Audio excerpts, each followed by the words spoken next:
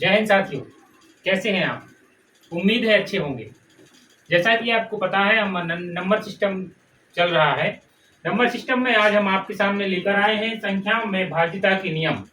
कोई भी संख्या किसी संख्या से विभाजित होगी या नहीं होगी, इसके कौन कौन सी नियम हैं, चलिए आज हम उनको जानते हैं।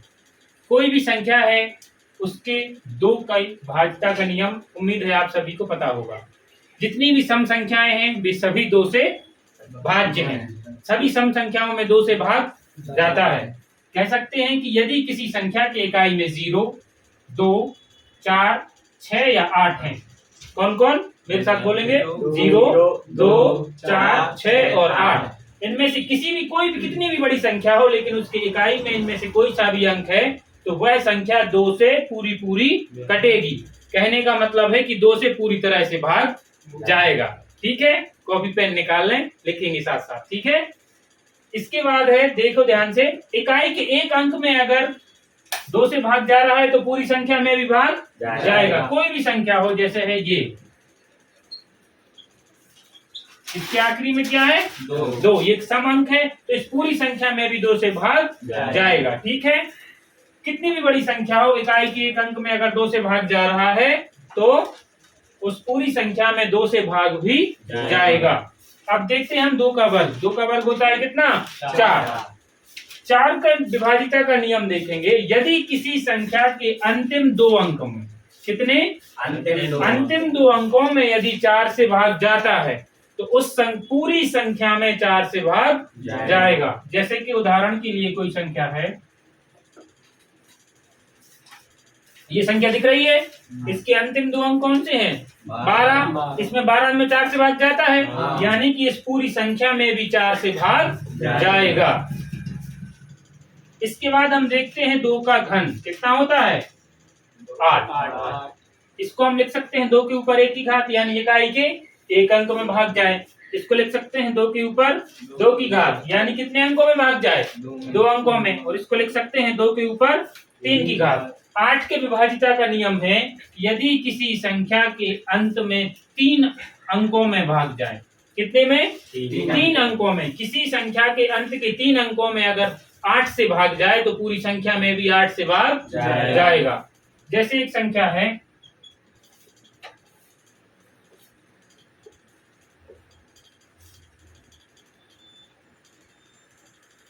संख्या दिख रही है, देखो इसके अंतिम 3 अंक कितने हैं? 872। इसमें 8 से भाग जा रहा है।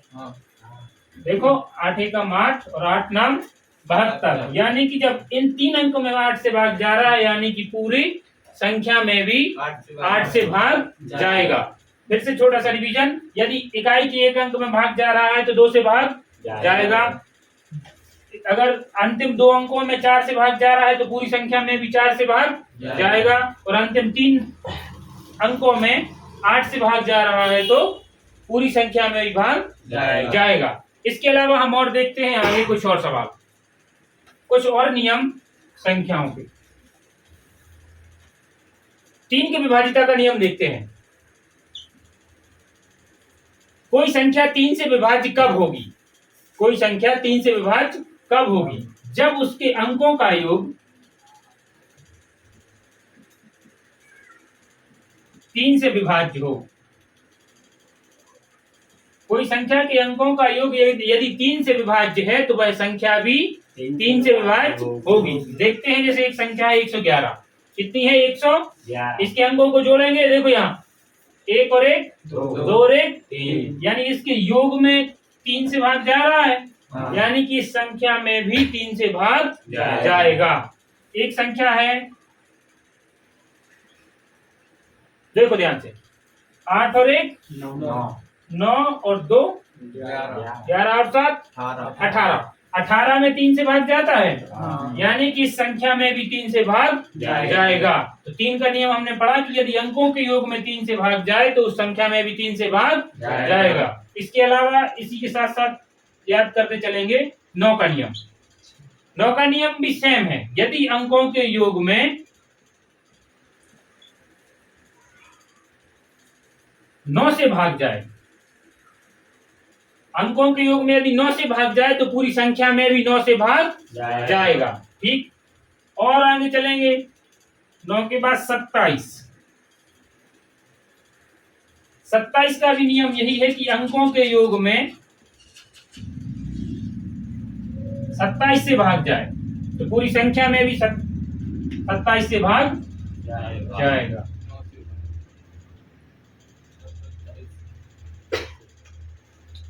ठीक है, आगे बढ़ते हैं। 2 और 3 का नियम हमने समझा, अब हम समझेंगे 4 का नियम समझा, 5 का नियम।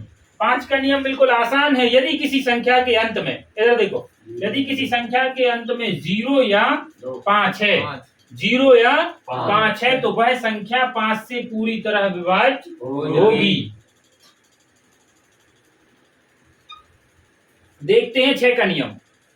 6 का नियम, हमने 2 का नियम देखा क्या है, इकाई के अंक में अगर 2 से भाग जा रहा है तो पूरी संख्या में 2 से भाग जाएगा। इसके अलावा हमने 3 का भी नियम देखा। 3 का नियम क्या है, अंकों के योग में यदि 3 से भाग जाएगा तो संख्या में 3 से भाग जाएगा। और 6 को देखो ध्यान से, ये 3 और 2 से ही तो मिलके बनी है, 3 दूनी 6, यानी 2 का नियम भी लगना चाहिए और 3 का नियम भी लगना चाहिए। ये दोनों नियम जिस संख्या पर लागू होते हैं वह सभी संख्याएं 6 से भाज्य होती हैं। चलिए देखते हैं कैसे। जैसे कोई संख्या है,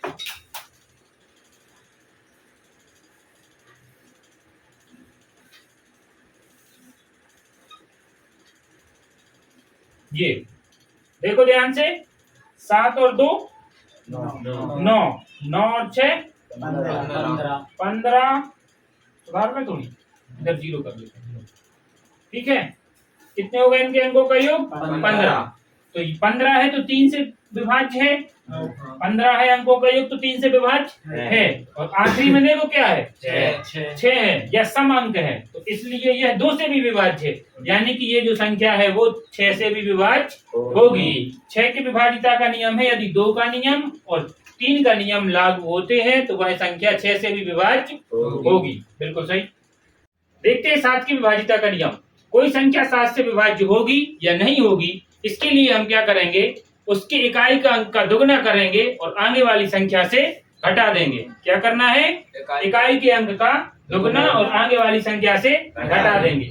एक एग्जाम्पल के रूप में हमने संख्या ली है 37 38।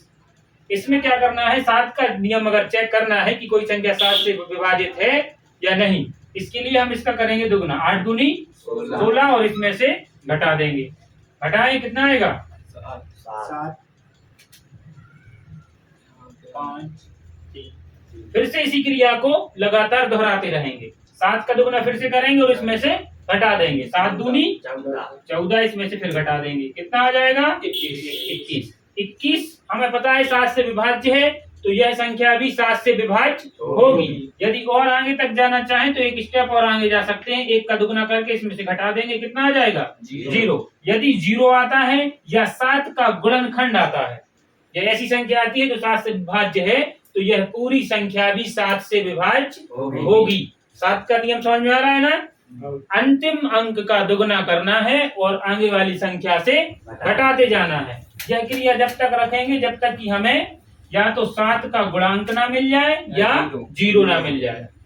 यह है 7 का नियम। अब हम देखते हैं 13 का नियम। 13 का विभाजिता के नियम से भी सवाल अब बहुत आते हैं। चलिए हम देखते हैं 13 की विभाजिता का नियम। कोई संख्या 13 से विभाजित कब होगी, कितने से विभाजित होगी, 13 से। ऐसे ही कोई भी संख्या लेते हैं, जैसे संख्या है,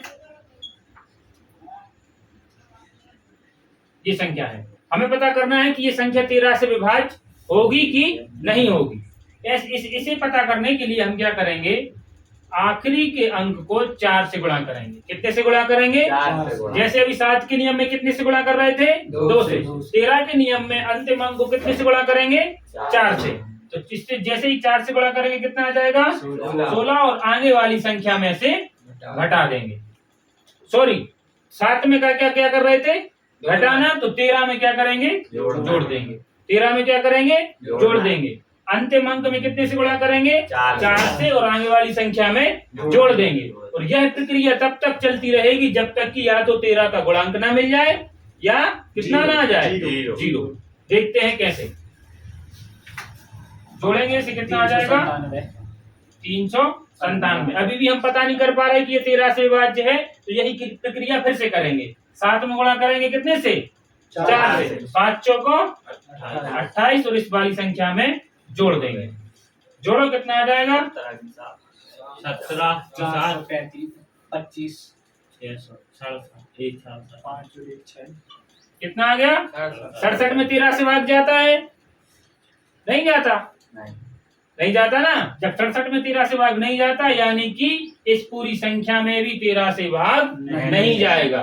13 के विभाजिता का नियम कि अंतिम अंक में 4 से गुणा करेंगे और आगे वाली संख्या में जोड़ते जाएंगे। कब तक, जब तक कि 13 का गुणांक ना आ जाए। और यदि अंतिम संख्या 13 से विभाजित नहीं है, तो यह पूरी संख्या भी 13 से विभाजित नहीं होगी।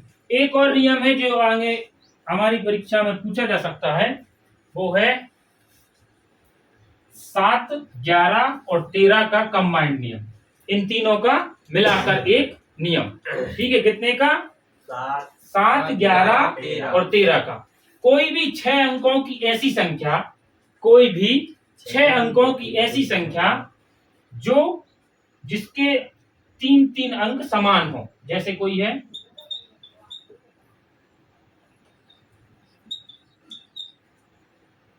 ये 6 अंकों की एक संख्या है, ऐसी कितनी भी संख्या हो, सब कितनी भी संख्या हो, वे सभी संख्याएं हमेशा 7, 11 और 13 से भाज्य होती हैं। हमेशा कितने से 7, 11 और 13 से भाज्य होती हैं। ऐसी कितनी भी संख्या आप बना ले, वे सब कितने से हमेशा भाज्य होती हैं, 7, 11 और 13 से भाज्य होती हैं। उम्मीद है आपको यह प्रश्न और ये कॉन्सेप्ट समझ में आया होगा। मैं विश्वास करता हूं कि आप इससे कुछ सीखेंगे और जो दूसरे छात्र हैं उन तक भी इस वीडियो को पहुंचाएंगे। मिलते हैं अगली वीडियो में, तब तक के लिए नमस्कार, जय हिंद, जय भारत। एक तो लाइक और शेयर ठोक दीजिए, महाकाल का दबा के लाइक और शेयर ठोक दीजिए।